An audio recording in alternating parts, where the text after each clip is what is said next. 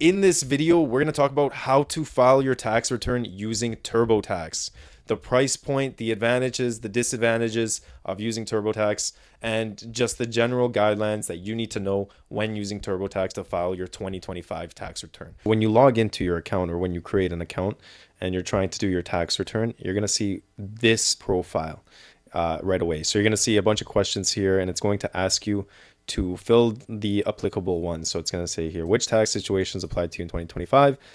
If you're filing with a spouse or partner, select the situations that apply for them as well. So you have earned income as an employee. Okay, so if you had any employment income, you worked for someone, you got a T4, you would input this. Earned income from self-employment, i.e., do you have business income? Okay, that's what it's asking you right here. Do you have business income? Did you do freelancing work? Did you do contract work? Anything like that? This will open up your T2125. So you can type that in. Had employment expenses. So if you were a salesperson or you had assigned 2200, you would check this box. Received unemployment benefits, social assistance, employment insurance, anything like that where you have a T4A, you would include this as well. So this is your social assistance, employment insurance. Retired or received a pension. We look at investments now. Received interest or dividends. Okay, yeah, we totally had that. We had, let's say, a savings account. We would include that here. Sold stocks or crypto.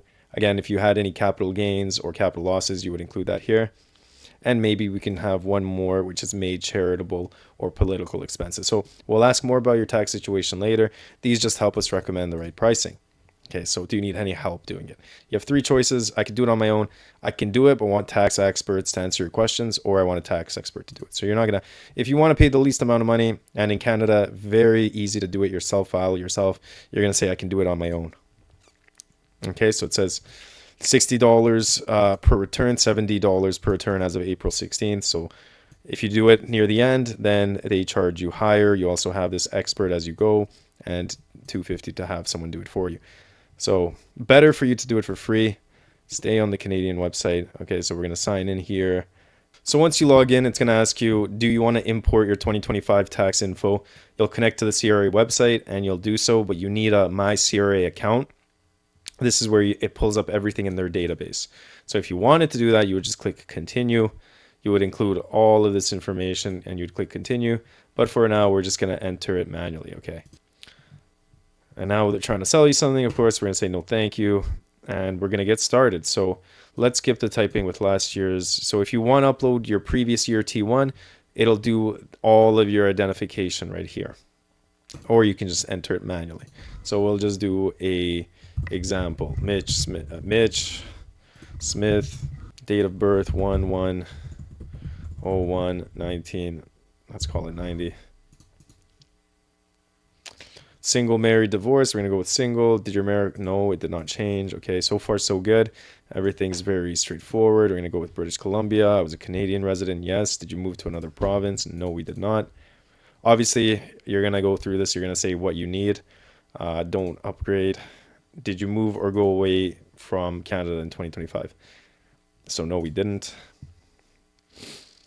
Now we go through your mailing address. So you're going to have to input all of this information before it lets you go any further. So we'll just input a random one. Okay. So let's do English. All right. No. Okay.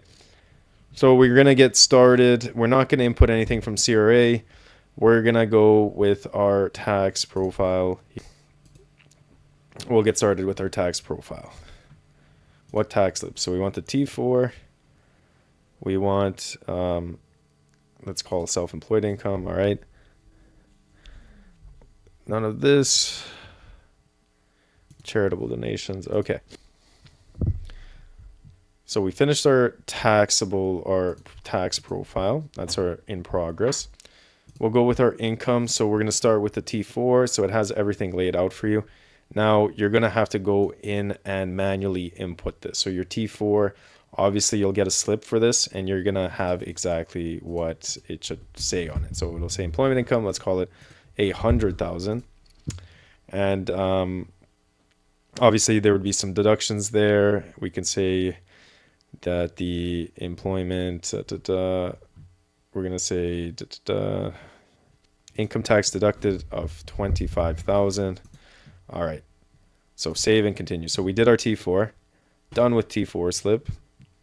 We did our employment income, our T4. Now we're going to go through our self-employment and we're going to start. So you can see how it's kind of adding you along. It's going through. If you wanted to go back to your T4, you can. Okay. So you would add another T4 for Mitch. You can edit it, but you essentially can go back, right? But we want to go back to our tax profile, or just in general. Let's go with, so they have, so we'll go back to our self-employment. That's fine. Finish that. So we'll enter new business. Which is it? Just business income, professional services. What is it? You're going to type that in. You're going to say which province you did it in. I work in consulting. Okay. You don't really have to get into the details of this. Okay. Choose one of the best other management, human resources. Okay, we're just going to say other management and continue with that. Yes, no, the business is not named. Okay, if you're a sole proprietor, you don't need to name it. It'll just be your name.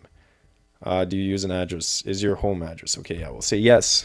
Start date, maybe you had it in 2025. That's when you started, whatever. We're going to go with that. I don't have a GST. Maybe you're a small business. My work or business is a partnership. No, none of these apply. So we're going to write none of these apply. Most of the time, none of those will apply for you. And we're going to go through this now. So we have all our info here. And what we need to do is input pretty much our expenses. Deduct, none of these apply. Again, it's going to ask you all these things here. So your total revenue, we're going to say we made $10,000. Self-employment income reported. So we're not going to do that again. We're just going to say the 10,000 there. I have other income from this work. No. You can see that the refund amount is changing. So we know that. No, we did not buy or manufacture, but we do need to go with expenses. So again, because we're less than $10,000, don't upgrade. Since we have less than 10,000, then we know that we don't need to collect GST. We're too small of a business. Now, notice one of the things here with the TurboTax, which I'm already getting a little bit annoyed about, is just how they're trying to upsell you with getting either a tax professional or have someone do it for yourself, okay? Don't feel like you need someone to help you to do this. You can totally do this on your own. You're going to enter expenses manually here. And what we'll do is we'll just add one advertising expense and we'll have miscellaneous expenses. Okay.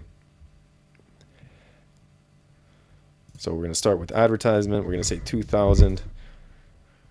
And we're going to add miscellaneous for another 2,000. And you're going to notice that this refund amount is now changing as well. And we're done with that.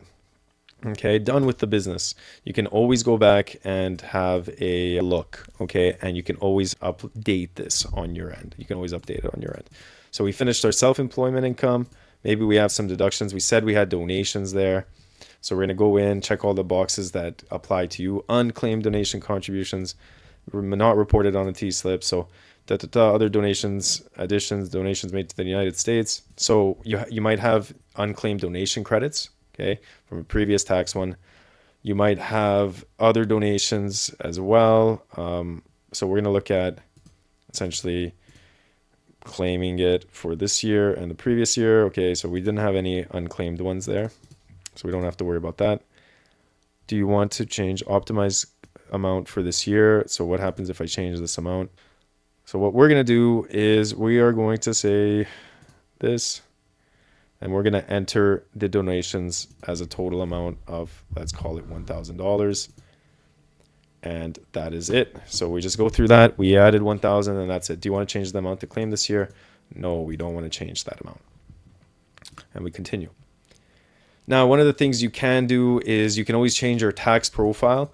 So you can always go back and add some things that you may have missed in the first part. So there's a lot of different things here. You have your investment income, rental income as well.